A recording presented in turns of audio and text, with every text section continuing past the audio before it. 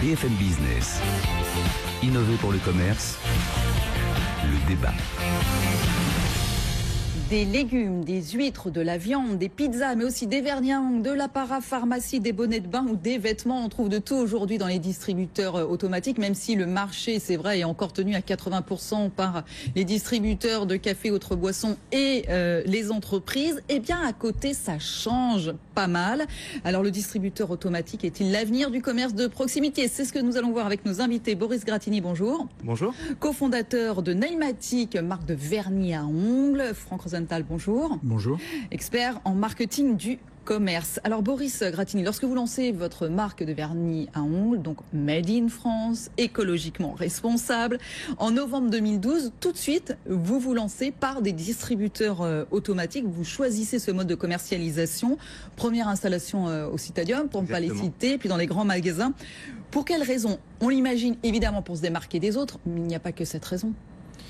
Oui, c'est vraiment, la première idée, c'était quand même se démarquer, et c'était de trouver un nouvel axe de distribution qui représente quand même pas mal d'avantages. Dont un premier avantage, c'est que si vous avez trouvé un point de vente qui fonctionne pas, il est déplaçable. Et après, on l'a fait d'une façon moderne. C'est des points de vente qui sont connectés, donc en temps réel, on connaît les ventes, on connaît les stocks. Ça gère qu'une boutique, sauf que cette boutique, elle a pas de personnel, elle est transportable. Et ça coûte combien? La deuxième question, c'est ça? Un distributeur, ça reste quand même très très accessible par rapport au prix d'une boutique. Globalement, si on va monter un petit peu en technologie, on va être sur entre 5 et 10 000 euros sur un distributeur équipé. Voilà, donc simplement après il faut les gérer. Après il faut les gérer, alors d'où l'importance de les connecter et de connaître en temps réel les stocks, parce qu'on peut très bien les gérer à distance et intervenir, on sait exactement ce qu'il y a et on peut intervenir au moment opportun. Alors Franck Rosenthal, ce que je disais tout à l'heure, on a vu les choses changer ces derniers temps en France, mais pas seulement. Mais en France, ils ne sont pas les seuls comme ça, Nailmatic, à proposer autre chose que du café dans les distributeurs. Oui, alors c'est de plus en plus la tendance, c'est de pouvoir, vous avez cité en ouverture tout ce qu'il pouvait y avoir. Moi j'ai vu récemment effectivement un distributeur de pizza dans une ville dans l'Orne de 2000 habitants en fait. Et effectivement le principal avantage c'est que c'est ouvert 24 heures sur 24. Donc quand tout est fermé parce qu'il est 21h et que vous avez envie de manger quelque chose, vous allez au distributeur de pizza, il le réapprovisionne tous les jours. Et donc voilà, c'est un exemple de ce qu'on peut faire aujourd'hui. Comme les agriculteurs qui les utilisent aussi en circuit court. Oui, par exemple sur le lait par exemple. Ouais. Voilà. Donc il y a des distributeurs aujourd'hui, alors ils les mettent d'ailleurs très souvent à proximité des supermarchés et des hypermarchés, et ça permet d'avoir du lait frais de ferme. Alors évidemment ça se conserve pas, c'est-à-dire qu'il faut vraiment faire une consommation immédiate et réapprovisionner ça en permanence, mais c'est intéressant aussi parce que c'est des choses qu'on voyait pas.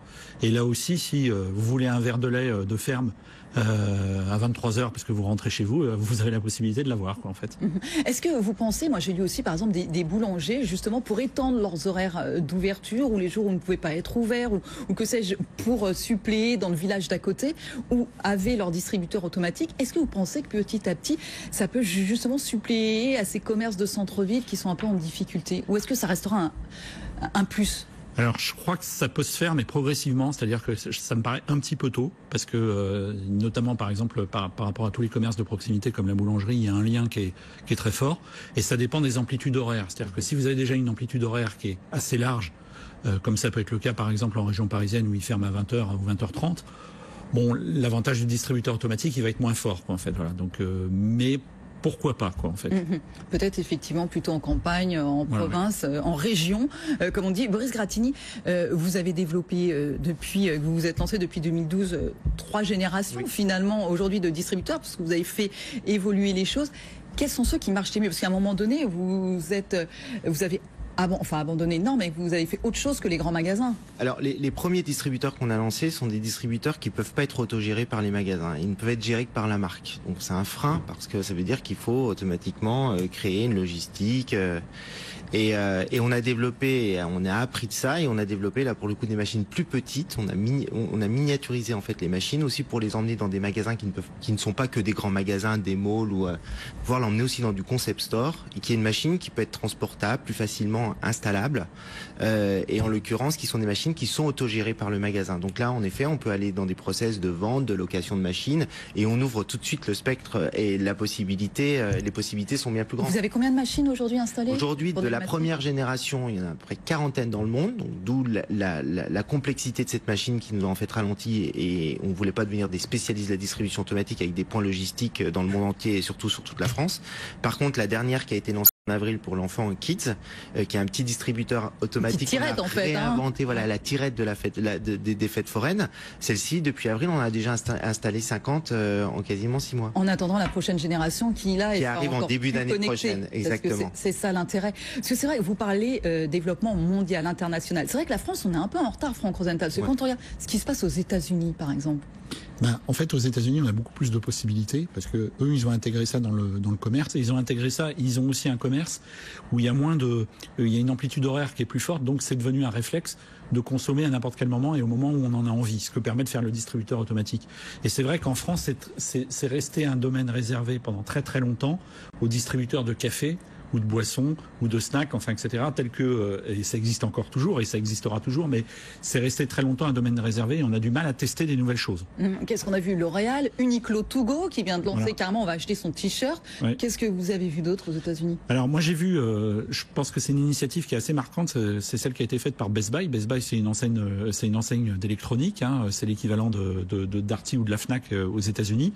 Et en fait, eux, ils ont une stratégie, ils ont d'abord testé des distributeurs automatiques dans les aéroports, pour en fait proposer tous les produits dont vous avez besoin avant votre vol. Donc ça peut être par exemple un chargeur de batterie parce que votre batterie est déchargée et vous voulez téléphoner tout de suite et vous en avez besoin. Ça peut être par exemple un casque parce qu'effectivement vous voulez pas avoir les oreillettes où la qualité de son est dégueulasse si vous avez si vous avez un vol de 12 heures devant vous, enfin etc. et vous dites ça vaut le coup d'acheter un casque. Et ils ont un vrai parc, un parc important qui fonctionne. Voilà. Alors ils ont d'abord testé, ça a bien marché et puis maintenant ils sont dans 1000. Ils en ont mis 1000 dans les aéroports américains. Alors il y a beaucoup d'aéroports. Les Américains se déplacent moins que nous par le train et beaucoup plus par l'avion, mais ils en ont partout et ça marche bien. Et ils ont une promesse en fait qui est globalement d'être au même prix qu'en magasin. Vous êtes le marché de la croisière avec Nailmatic.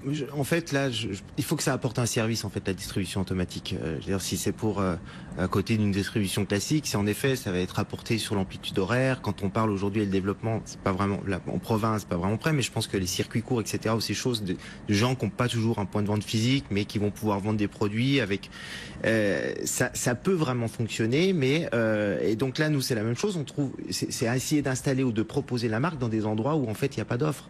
Et il y a en effet le marché de la croisière aujourd'hui qui nous paraît être aussi une véritable opportunité parce que c'est un énorme marché et que tous les bateaux sont pas équipés aujourd'hui de prestations de services ou même de propositions de boutiques ou de shopping. Très rapidement pour conclure, messieurs, en 20 secondes chacun, qu'est-ce qui manque au marché de la distribution automatique en France pour aller aussi vite ou aller aussi loin que les Américains, voire les Japonais dont on n'a pas parlé, où là il y en a à tous les pas de porte, Boris?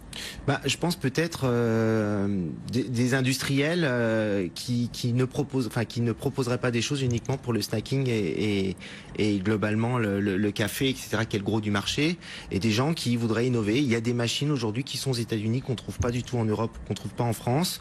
Toute la partie technologie de ces machines connectées, on a été les premiers à connecter les machines. Il y a 4 ans, ça n'existait pas avant. Enfin, je trouve que c'est un marché qui est très très en retard. Tout l'intérêt du marketing direct, on imagine bien. Franck Rosenthal, conclusion? Je pense effectivement qu'il faut essayer des choses, il faut tester en fait, et il faut tester de nouvelles offres. C'est pas la peine de remettre les offres qu'on a dans la distribution physique, ça présente peu d'intérêt.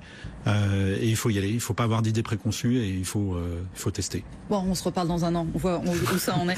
Merci infiniment, messieurs. Boris Grattini, Nailmatic, Franck Rosenthal, expert en marketing du commerce. Allez, merci. Le mot de la fin.